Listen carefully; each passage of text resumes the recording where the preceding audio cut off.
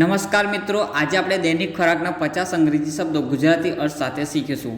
આગળ વધતા પહેલાં વિડીયોને લાઇક કરી દો અને ચેનલને સબસ્ક્રાઇબ કરી દો. તો ચાલો શરૂ કરીએ.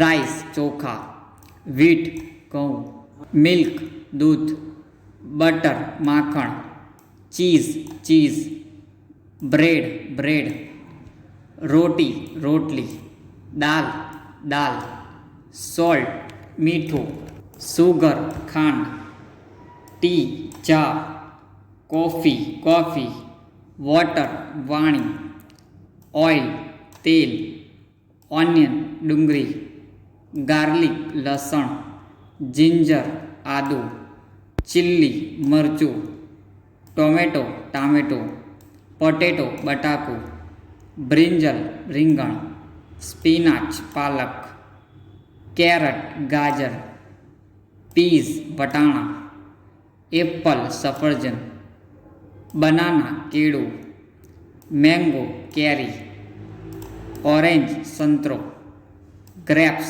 દ્રાક્ષ, લેમન લીંબુ, કર્ડ દહીં, આઈસ્ક્રીમ,